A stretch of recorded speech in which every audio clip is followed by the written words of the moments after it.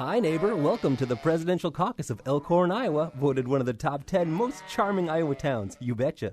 This is my first time voting here. Okie dokie. You can leave your casserole over on the table there. I didn't know I was supposed to bring a casserole. I do have a photo ID, though. No need for that, neighbor. I do have to ask you, who hit the buzzer beater in the Iowa State-Miami game in '86? Oh, Jeff Hornacek. Just making sure you're not a terrorist. Okay, well, where do I vote? What's so funny? This is a caucus, friend. We vote Iowa caucus style. What does that mean? Stretch your arms all the way out, close your eyes, and bring your index fingers in to touch your nose. Okay, well, here goes. You just voted for Kasich. Hey, Arnie, put another chalk mark for Kasich, okie doke? Wait, no, I didn't want to vote for Kasich. So now you want to do a take-back? No problem, neighbor. Arnie, do you know who's got the mandolin? Oh, there it is. Now you have to play Wonderwall by Oasis. Okay. Today is gonna be the day that they're gonna throw it back to you. That was swell. You're back to square one. Okay, now how do I vote for Bernie Sanders? Stand over against that wall with those folks, and whenever the moderator says, Red Rover, let Bernie come over, you run to the other side of the gym. I'm not gonna do that, are you? Well, the other option is to go over to the craft table and make a lanyard out of red and black gimp.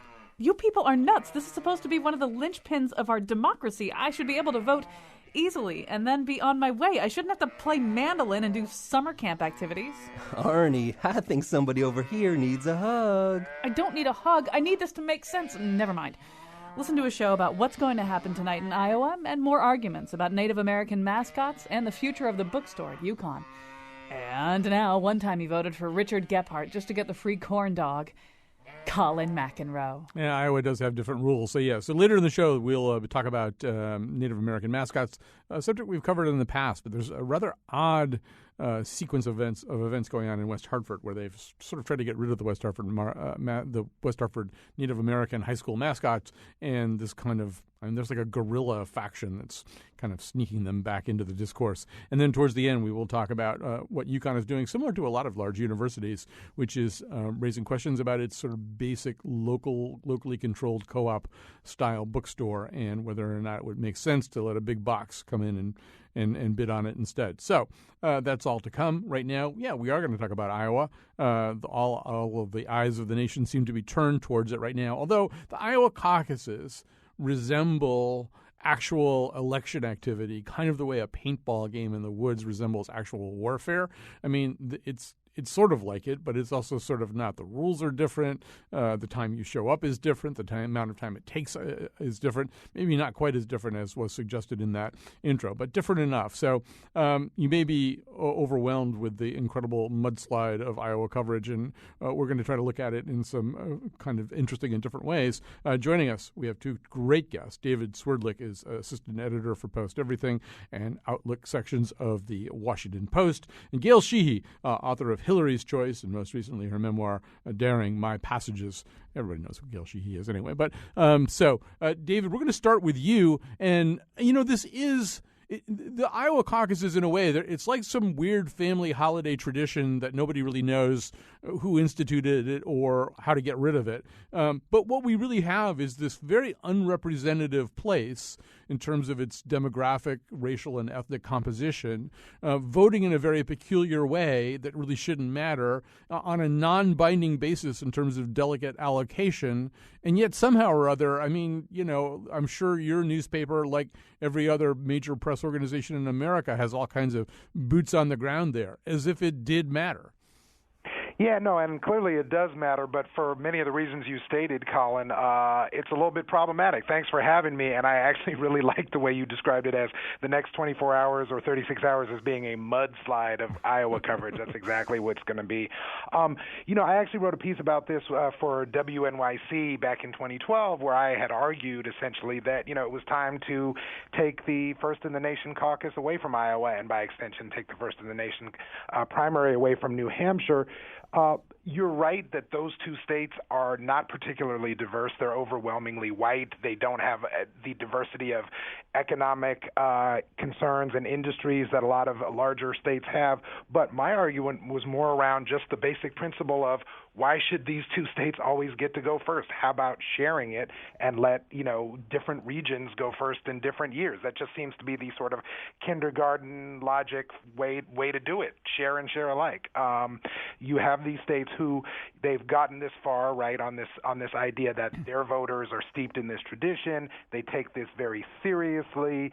They are sort of steeped and trained in this idea of meeting candidates face to face and putting their feet to the fire. And I'm sure that some of that is true. But in this age of digital campaigns and social media, the idea that the other 48 states can't sort of handle grilling the candidates a little bit, I think, is a little outdated. And what it becomes, I think, also is kind of a Rorschach blot rather than something that you could really kind of analyze the data in a more methodical way. So we're going to watch this. We're going to see what happens. I mean, let's just talk, as though the two presumptive favorites did win. It's going to be hard to know what a Hillary Clinton win will mean nationally or what a Donald Trump win would mean nationally. It would probably be easier to talk about it if one of them didn't live up to expectations. Yeah, no, I think that's actually very right. Right. If somehow, let's say on the Republican side, Senator Cruz manages to pull out a narrow victory, I don't think he'd win a huge victory, but let's say he manages to pull out a narrow victory in Iowa tonight, and right now he, according to the Des Moines Register poll, he's trailing Trump 28-23 right now. If he were to win, that would completely flip this narrative that Trump has steamrolled over his Republican competition, and that wouldn't certainly toss Trump out of the race or set Trump back to the point where he couldn't be considered the front runner, but it would make Cruz then sort of this viable opponent above all other contenders. On the Democratic side, it's a little different, right? Because as your listeners know, there's really only two viable candidates. Martin O'Malley, I think, is fair to say, is an afterthought at this point. So you've got Clinton, who is sort of the head choice for Democrats, and Sanders maybe is a little more the heart choice for Democrats, and we're going to see where that shakes out. I think that because Sanders is from Vermont and he's likely to win New Hampshire, at least according to the polls, this sets it up as a must-win for Clinton in some ways. But on the other hand, for Sanders, there's a lot of pressure too, because other than New Hampshire, a lot of pollsters say, look, where is he going to win after that? Is he really going to win South Carolina? Is he really going to win in some of the larger March primary states? It's hard to predict. One thing I don't want to do is make a prediction, because anyone at this point who says, Colin, that they know exactly what's going to happen, I don't think anyone knows exactly what's going to happen. Right. I think only Ann Selzer is allowed to make predictions at this point. But Gil Sheehy, let's bring you into the conversation. So one of the things that has happened is that Bernie Sanders has consistently outperformed expectations. And one of the things that you've looked at is whether or not Hillary Clinton is holding on to maybe the core demographic you would expect that would be a lock, a layup, women of her generation. I mean, you would think that if Hillary Clinton could count on any group of people, it would be that group of people. But in terms of just anecdotal conversations you're having and what you're seeing, there are some real questions about whether or not people have Clinton fatigue. Where would that be coming from? Well, you're right, Colin. And the title that the New York Times put on my op-ed was "The Women Who Should Love Hillary Clinton," and they did in 2008. Not enough to get past Barack Obama and the excitement of electing the first African American. But what I hear now, and was hearing for the last few months, is there's nothing more sexist than wanting Hillary Clinton as president because she's a woman. Which was really kind of a shock to me, because feminist boomers who have lived the same history that Hillary has and seen how far we've come and how much backsliding has happened during this last standoff between conservatives and Tea Parties and Barack Obama. So these feminist boomers, 52 to 70 plus, I began calling them, and 50 of them, and I kept hearing this ambivalence, saying, gee, I really would like to see a woman president, but, I really don't trust her. She doesn't seem authentic. And what they mean by that is she changes her positions according to the way the polls are going. She was late to come to gay marriage. She often gets to the right place, but took her years to get to the right place to say she made a mistake on voting for the Iraq War. So a lot of these women worry that Hillary isn't true to herself. and that they don't feel this compassionate, nurturing quality that they would from most women. And the more I heard that, then I would hear from someone like a top editor at a very popular magazine say, almost whisper, I should be jumping up and down for Hillary's candidacy, but I'm not. It's an epidemic. And if Sanders wins at Iowa, I'm right there. Yeah, no, I saw that quote. I thought that would be especially chilling for a Hillary Clinton organizer. Let me turn back to David Swerdlick for a second. One thing that I was thinking about today was that even just listening to one of the latest Bernie Sanders rallies out in Iowa was that to an extraordinary degree, he has a very understandable, portable message. In other words, if you've been sort of, medium following this process, this primary process, and I ask you what Bernie Sanders believes, you're probably going to be able to come up with, Medicare for all or some version of that, and maybe free public colleges, and maybe making the wealthy pay a larger share for the public good. And that's a very portable, understandable. What does this guy believe in? Well, people tend to know the answer about that. I think more than they know about Hillary Clinton, and more than they know about the typical candidate, that he benefits to a certain degree anyway by having laid out really concrete policy objectives.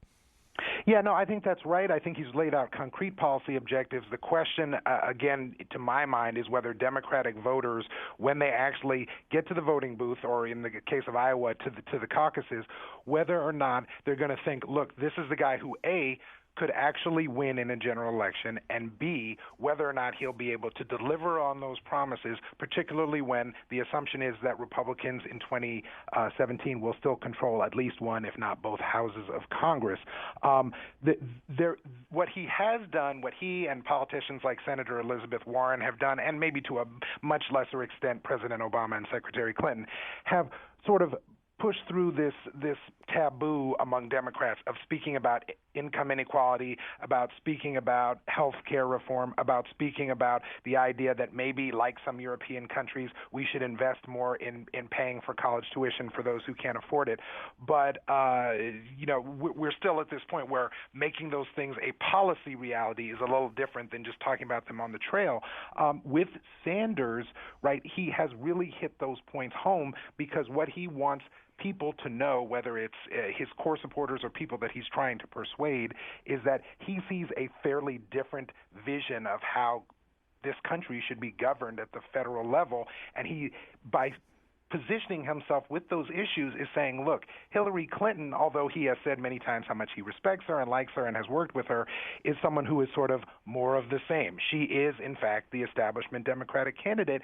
And I think the challenge for both of them is that you had in President Obama someone who both had a little bit of excitement for the base of the party and for the more progressive wing of the party. As Gail said, people were excited to vote for the first black president, and they were also excited, I think it's important to note, and Gail did note, that people were excited to vote for someone who had not supported the Iraq War, like John Kerry, like Hillary Clinton, like John Edwards, like John McCain. And that, at the same time, Barack Obama was someone who was a very conventional politician. Even if people didn't see it in 2008, I think most people now see him as, look, he's not a Bernie Sanders, right? I mean, he's a very conventional president in a lot of ways.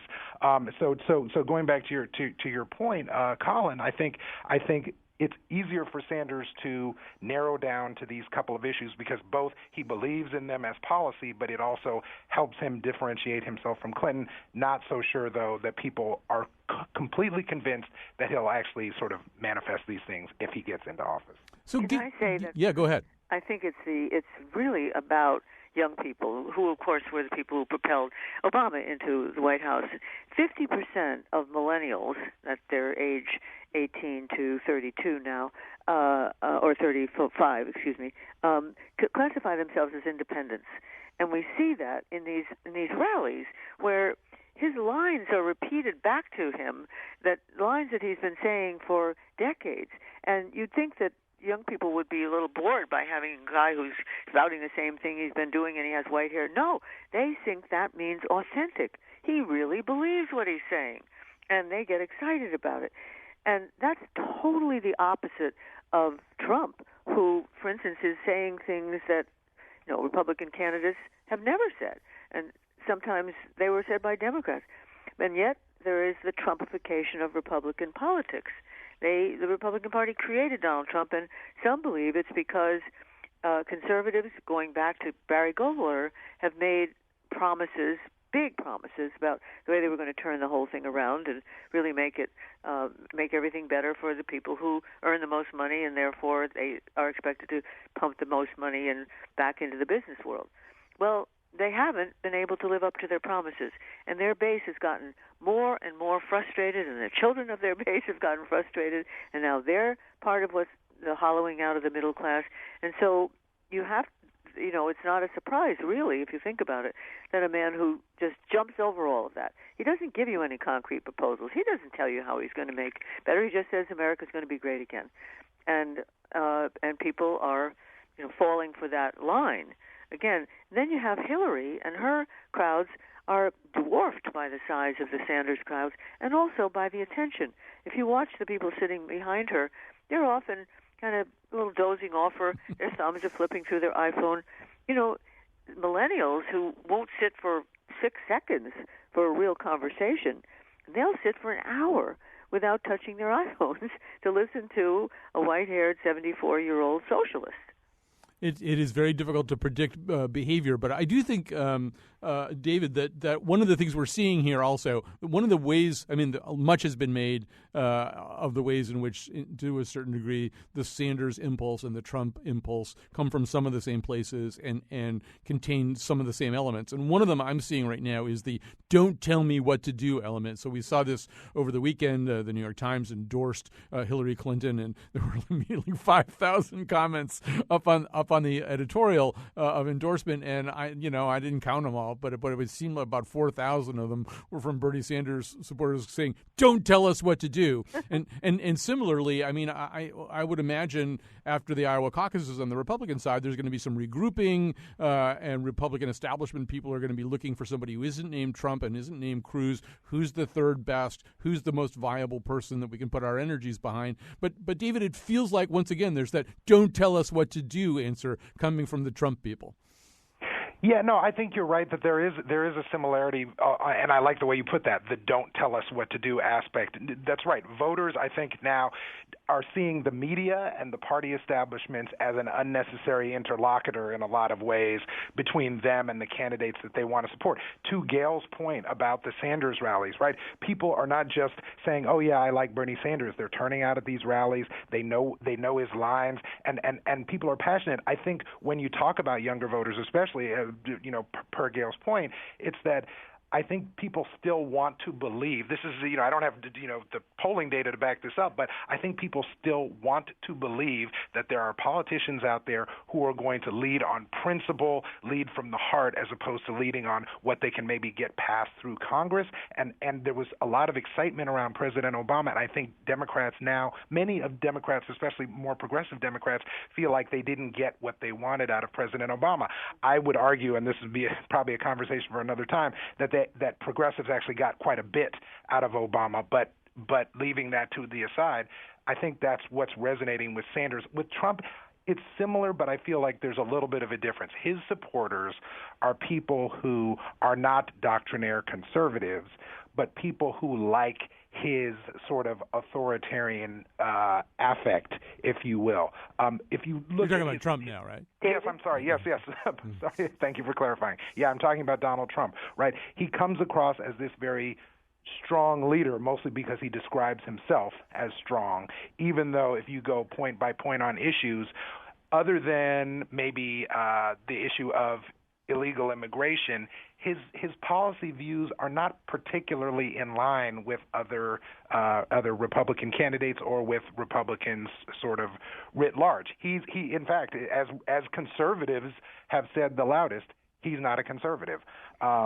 So people are latching on to this idea that he's leading from the heart, not from a particular set of policy positions. Oh, David, can I just say, you put your finger on the right word, authoritarian. The Wall Street Journal did an analysis of the qualities of Trump supporters. They could not find a through line on, age or gender or race or almost anything except for one thing that really jumped out. These people like authoritarians. Donald Trump is an authoritarian. He says it's going to be my way.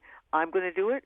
If I don't want, people coming into this country, I can ban all Muslims. Of course, he can't possibly, because anybody who's a refugee doesn't come in through the government. They come in through settlement agencies that have a very careful, well-documented process. So he can't live up to half of his promises, which has always been the problem for conservatives, and one of the reasons their electorate is so angry. But, we really have to think about, do we want an authoritarian government? And yet, Trump is light years ahead of all candidates in utilizing the media to his advantage. He's tied up MSNBC since the beginning of the summer.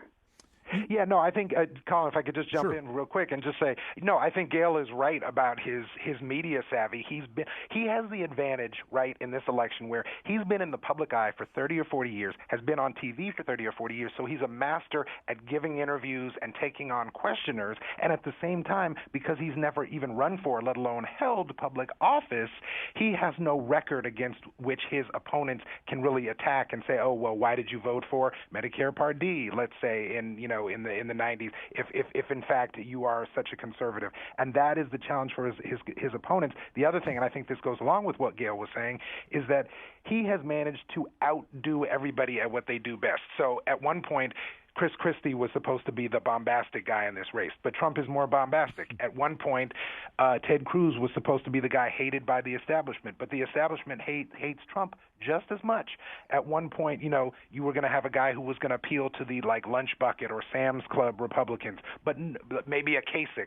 But no one appeals to the Sam's Club Republicans better than Trump, even though he's a billionaire who flies around in on a plane with gold belt buckles or seatbelt buckles.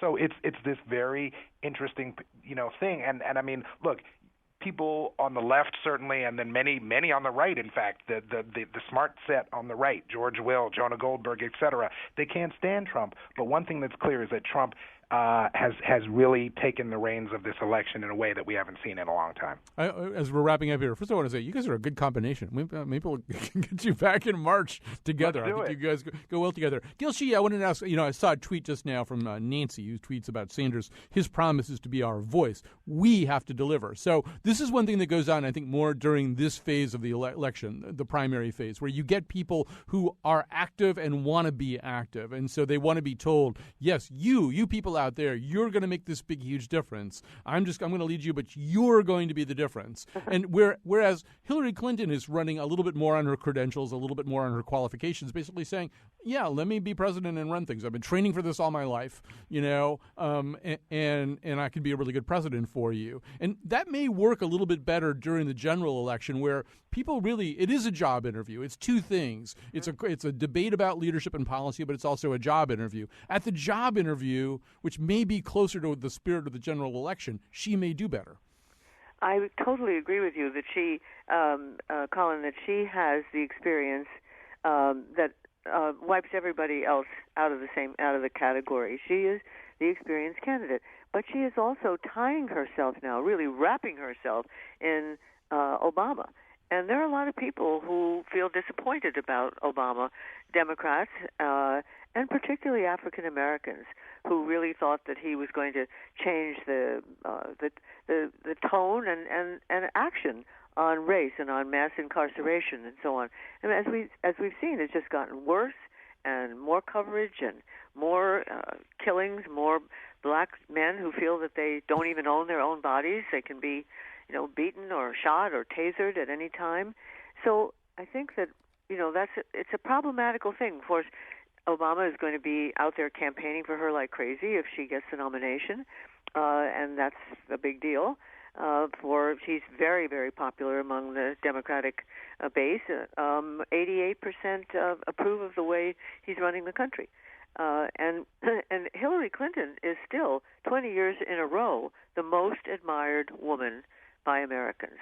So she has a great deal going for her. But in this global populist tone that we are hearing, it's just a wild card. How many people are going to say, don't tell us what to do, don't give us the same old, but, you're going to improve a little bit on what went before. Give us something totally fresh, totally new. We want change. Change is what Americans have always gone for when we're up against the wall. Right. She might actually be a really good nominee if she could just get through the nomination process. David Swerdlick and Gail Sheehy. David Swerdlick from The Washington Post, where he's assistant editor for Post Everything and the Outlook sections, and Gail Sheehy, author of Hillary's Choice, and most recently her memoir, Daring My Passages. We'll talk to you again in March or something. You guys are a great combination. We'll be back after this. You endorse me.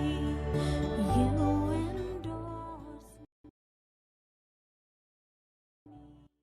All right, so the battles over the use of First Nations people or Native American people as mascots or symbols for athletic teams is a long one. It's a 50-year-old one at the very least, but it seems to be coming to a head in some places these days. And one of the places it came to a head in recent years is in West Hartford, where, in fact, not only the two public high school teams, but also Northwest Catholic have various versions of that kind of mascot, or had various versions of that kind of mascot.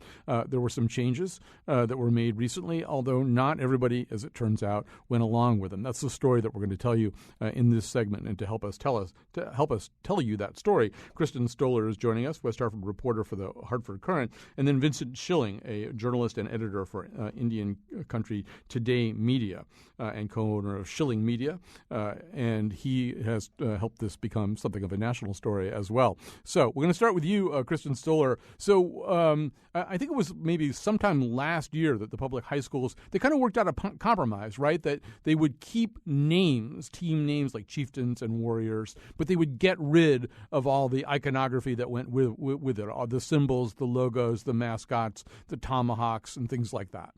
Right. So basically, they got rid of all the Native American imagery in school-sanctioned events. So schools, nothing to do with the schools will have the imagery, but, there are still some student-led pep clubs that use the imagery themselves. Right. Over at Hall High School, there's something called the Reservation, also yes. not a particularly appetizing thing to call a pep club. They tweet as the Res. But then the other thing that turned up that caused you to wind up on the physical front page of the Hartford Courant with this story is the notion that there were people creating apparel, people creating Conard apparel that used the old Native American logo, a man in a headdress. Right, exactly, yeah. And they were being sold. I'm not sure if they were physically given to the students yet, but I know a couple of students said that they had seen people selling them and taking money for them in school during school hours.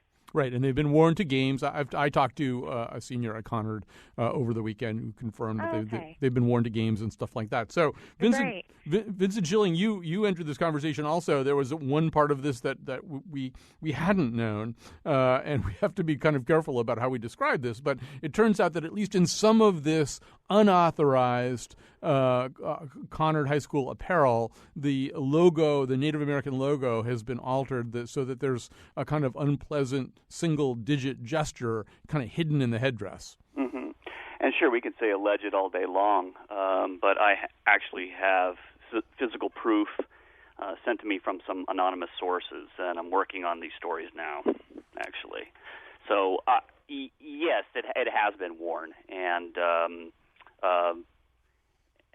I can just say, because I'm still in the alleged phase, but pretty recently, as a matter of fact. Yeah, no, I can confirm it a little bit more too. I did talk to. I'm a journalist too, so and I saw your story and I thought it was great. By the way, thank you. Well, thanks for doing this. So this is Vincent Schilling. This is now kind of a story then that this went from being a local dust-up to something that is now reaching a national audience, right? Yes, that's correct. And we're finding a lot as a journalist myself. I am Aguasasne Mohawk, as a matter of fact. My tribe's in New York.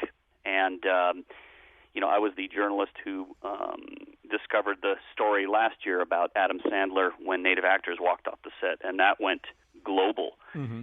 And I think a voice for Indian country has been consistently and exponentially growing over the past decade and more. I've just seen it grow and grow and grow, and I think the voice, which has once been silenced, is now becoming noticed. Kristen Stoller, this is a hard thing to sort of come to some kind of a head count on, but the sense that I'm getting talking to people is that, probably first of all, with any group of high school students, you can assume that a lot of them really don't care that much one way or the other, but then, that people kind of were going along pretty well with this change, and maybe even the notion, I heard from one high school student this weekend, the notion that, well, if you want to keep calling yourself the chieftains or the warriors, or it was the chieftains in this case, you need to let go of all this other stuff and maybe even act like you deserve to have that name, and that it's a relatively small group of people who are really still fond of the old set of symbols, still wedded to those old ideas that are causing the current argument. Right, Colin. I definitely see that it's a very small group of students who are kind of resistant to the change. Most of the students at Hall and at Conard have gone along with it. And even at Conard, they changed the name of their school-sanctioned PEP team to the Red Sea. So they just distance themselves and no longer want to associate as the old chieftains. So it seems to be a very small group of kids.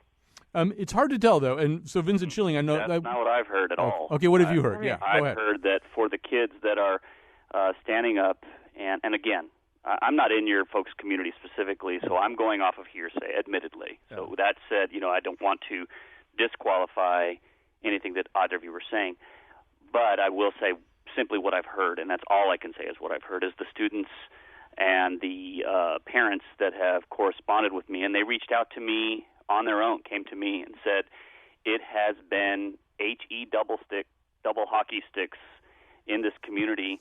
So many people are attacking us, coming at us, and it has been the vast majority of everyone who is like, you guys are just a bunch of bleeding heart, blah, blah, blah. And they said it has been a nightmare for them, and they are very fearful to tell me to allow me to say their information publicly for great fear of backlash. And this is what I've heard from them again. So, Kristen, I go ahead. would agree that, there is a lot of backlash. Even though it is a small amount of students, people were saying that it's gotten heated on social media and Twitter and Facebook. So people have been taking it very seriously. And, Kristen, what is school leadership saying about this, whether at the level of the principal, the Board of Ed, the superintendent of schools? What do the West Hartford Public Schools say about this, Kristen? Well, go ahead. Kristen, you said, okay, go ahead, Kristen.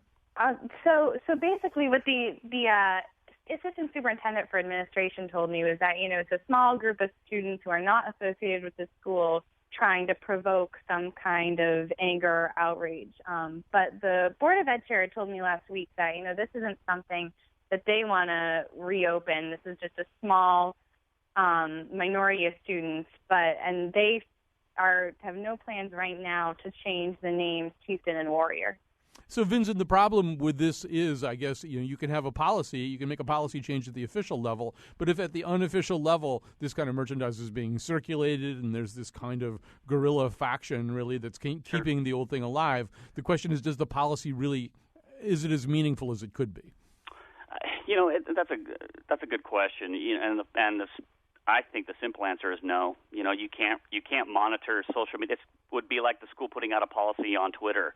Who's going to listen? You don't have to. You can go from an anonymous perspective, and it's not just students. It's parents. Mm-hmm. It's alumni that say, when we were young, we had Indians as our logo, and I'm not going to let it go. And it was a parent that created this T-shirt with the middle finger on it, not the kids. So honestly, no, you can't really police, or you can't enforce policy on what people say in their own homes, in social environments, or on social media. It's just not going to work. It's a whole new world that we're in now. So, Vincent, reading Kristen's article, which I thought was really good, and then I sort of looked down at I read it too, Kristen. Good job. Yeah, Thank you. Thank you both. I looked down at the comments section, and the comment section usually is kind of a sewer, and it was this time, and it was. But one of the frequent things that was said, well, this is a superficial issue. There are more important things in the world to think about. What's your response to that? Of course, we get this all the time, and I make a joke about it. It's like I'm not allowed. It'd be like if I had 5 kids and little Betty broke her leg, and like, well, Betty broke her leg. That's the most important issue. Sorry, kids, you're not going to eat for the next week. Mm-hmm. I mean, am I only allowed to talk about one issue at a time? I'm not allowed to care about anything else except for what someone else dictates is the most important to me. You know what I'm saying? Yeah. We as human beings are allowed to have more than one social construct or one social issue that we can care about. Yes, this is maybe less important than if someone is sitting in front of me and is starving to death or hasn't eaten in a week. Of course, I'm going to take care of that person or make sure that they're okay. But this is an issue that is important just as well as other things are important, just as well as, I'm allowed to love. If I have, 5 friends, I can love all my friends. I don't have to just choose one, and that's what people are telling me to do. They're enforcing a social belief on me that I, as a Native person, am only allowed to care about what issues they think are the most important for me. Yeah, and to me, this is something that we talked about at the church that I attend on Sunday, and it turned out there were 3 of us there who had some pretty passionate concerns about this, including, in fact, a senior at Conard High School who I didn't even know was sitting out there when I brought it up. But, I mean, one of the takeaways that I have is, in some ways, it's the most profound and important issue of all. It's where everything starts. Can you look at other people and see them as human beings, as full-blown, 3-dimensional, warm-blooded human beings, or can you kind of cartoonize them in your head or reduce them to some kind of symbolic structure? And if you can do it with Native Americans, you can just as easily do that with Mexicans or Muslims or refugees or anybody else. That either we're going to treat each other as equals and as human beings who deserve equal amounts of respect and caring, or we're not. Certainly.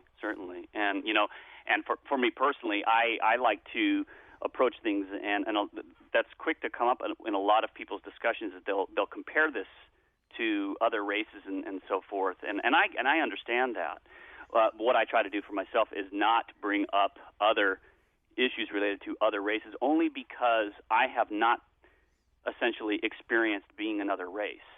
So if I was to come out and start judging other races, isn't that what I'm telling people not to do to Native people? So I try to kind of avoid that. And the reason why, for me personally, that it is so important, this Native mascot issue is so important. As a journalist for well over 12 years now, and even before, I've probably interviewed thousands and thousands of people in Indian country who are all different, social constructs. But the one that really hits me the most are the times I've spoken with Native youth, and they tell me time and time and time again how badly they want this mascot issue to change. And a lot of people don't realize that Indian country, our Native youth, are 70% likely, more than any other race, to take their lives. Right now, suicide in Indian country is horrifyingly high in statistics-wise. I've been on the phone with tribal leaders and they said, Vincent, I got to go. There's been another suicide. Not, oh, my gosh, there's been a suicide. There's been another suicide. It's horrifying. And these kids tell me, I was in Washington, D.C., this young man said, can someone please help us change the mascots? It's really hurting us as Native youth. And I'm looking at this kid going, I want to help as much as I can. So, it is important.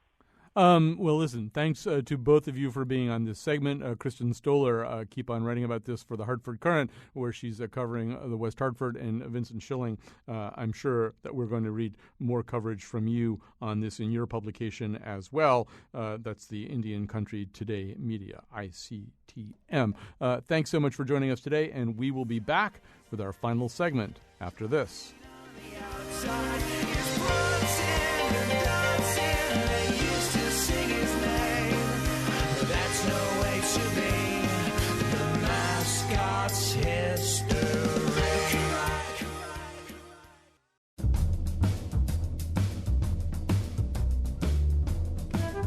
Today's show was produced by Betsy Kaplan and me, Kyone Wolf. Greg Hill tweets for us at WNPR Colin and appeared in the intro. Our interns are Tiana Duquette and Alex Ingber. The part of Bill Curry was played by Chief Thunder. For show pages, articles, and videos of the Here and Now staff singing Lida Rose from The Music Man, go to our website, WNPR.org/Colin. On tomorrow's show, is Connecticut funny? And now, back to Colin. All right, we're heading into our final segment here. I do want to quickly say, because I just heard the Romeo and Juliet promo, that we will be doing a show about Romeo and Juliet, about the play. I mean, we'll be talking about the Harvard Stage production, but also about the play, why it survives in our consciousness, what it speaks to, what tripwires it kicks. I believe we've got that scheduled for February 18th. We've got also some pretty interesting shows coming up for you this week. Tomorrow, as has been mentioned, we did a live panel earlier this month about humor and about comedy. We had people from improv troupes and stand-up comedian and a comic playwright talking about not only the nature of humor, but whether it's harder to do that kind of thing in Connecticut, which has kind of a serious reputation. On Wednesday, we'll be doing a show about people who switch parties. And on Thursday, we'll be doing a show, and this one is almost already produced, so I kind of know a little bit about it. Well, Alexander Wolf has written a book called The Audacity of Hoop. It's about the influence of basketball on President Obama and also the influence of President Obama on basketball. But also part of that show are Jamal Wilkes, the great player for the Lakers and UCLA and other teams as well, and Brandon Sherrod, who's a player for player for Yale University, kind of famous for having taken a year off to sing with the Whiffenpoofs. I'm stumbling here because I'm not exactly sure where the guests are, but here we go. I think I've got them up here on the board. So the conversation we're going to have right now is about the future of the UConn Co-op bookstore. People who've ever been out there know it's a pretty terrific bookstore. Some of us who write books are always thrilled when we get asked to come out and read there and do signings. There's always a really interesting crowd there. You get that kind of university crowd. You see other writers in the audience. It's always been just a terrific place to go. But there are possible changes on the horizon. So joining us right now is Susie Staubach, former manager of General Books for the UConn Co-op. And she's actually the person who gets you out there to do that reading, or she was. And Tim Zarilla, he is chair of the board of UConn Co-op and a PhD candidate in political science. Tim, I'm going to have you set up this issue for us a little bit. What is the proposal right now? What's going on out there at UConn? Sure. Thanks, Colin, for having us on. It's great to have you take on this issue. So right now, the University of Connecticut is looking at its different options for a bookstore operator. So there's been a call for bids for different operators to come in as the official bookstore of Connecticut. And right now, the UConn Co-op has put forward its own proposal for basically trying to apply for our own job again. So when you say apply for your own job again, so in other words, and actually we'll read a statement in just a second from UConn about what they're doing, but they're essentially saying that they're wondering whether somebody can do what the co-op bookstore does better than the co-op bookstore currently does it. Yeah, that's what they're looking at, is just trying to make sure that the co-op is able to continue to provide affordable educational materials and superior services well into the future. So Susie Staubach, I'm going to turn to you for a second. Obviously, the co-op bookstore kind of has multiple missions. I mean, probably the main mission is to provide textbooks. Textbooks have become incredibly, almost punitively expensive in a lot of cases. So how has, first of all, the UConn Co-op bookstore addressed that problem? Actually, the UConn Co-op bookstores, our prices are lower than the national chains, the lease operators. We have rentals. We don't charge extra for our books to pay, other fees to the university. So our prices average 9.6% less than, say, Barnes & Noble. Right.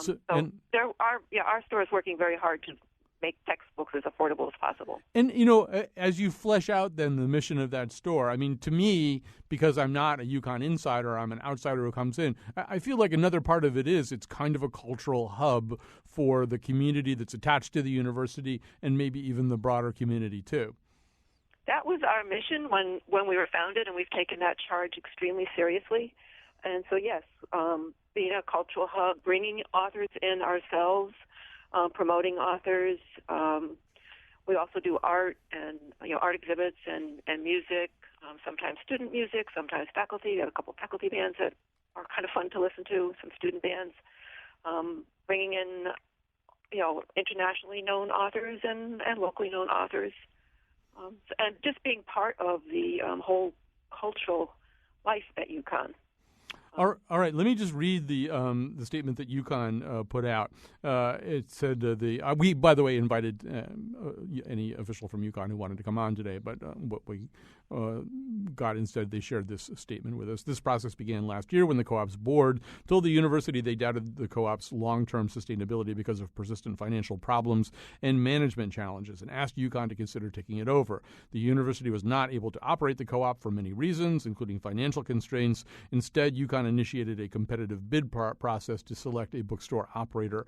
The co-op is competing for that opportunity. It's not a referendum on the co-op, and the question before the university isn't whether or not it should keep the co-op as a bookstore. The question is which bookstore operator can best meet the needs of the university, including its students, faculty, alumni, fans, and visitors.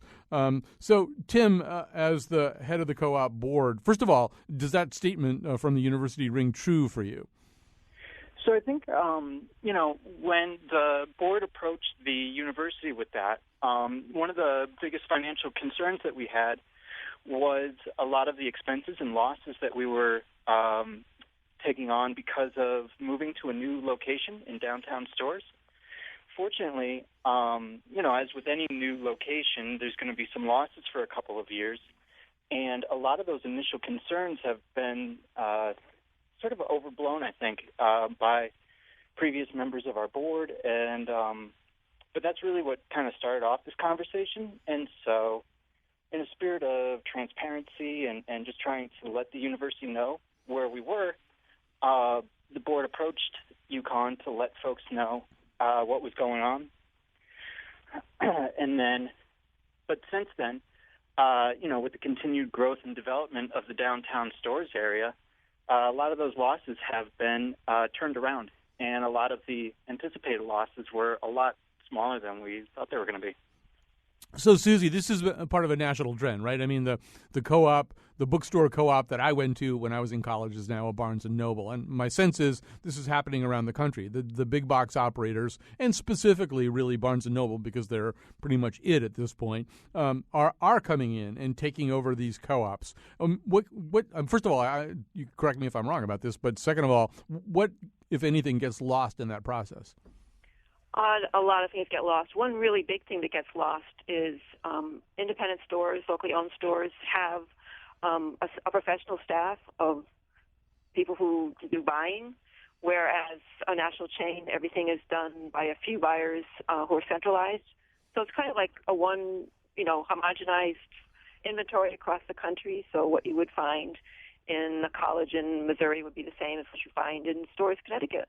Whereas with a co-op or another independent store at another university, the buyer is actually in the store and can react to what the interests of the community are and what's going on in the community, and can react very quickly.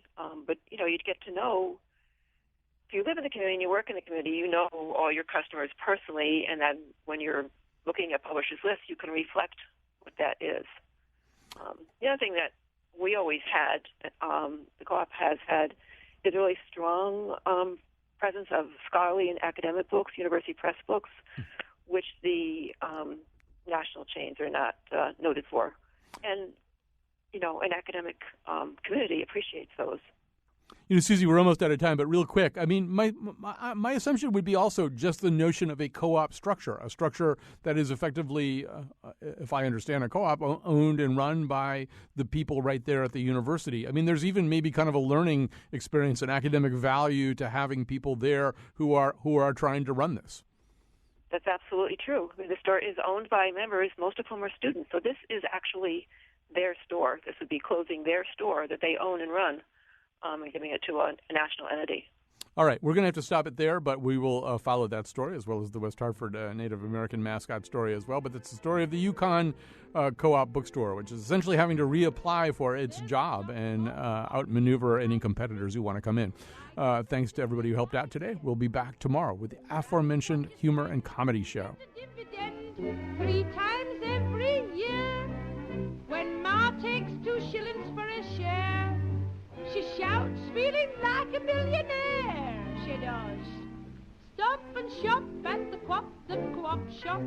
What the shop is the co-op the co-op shop. You can buy from a chop to a prop or a mop or a bottle of ginger pop at the co-op shop, as the pop shop is next to the co-op shop.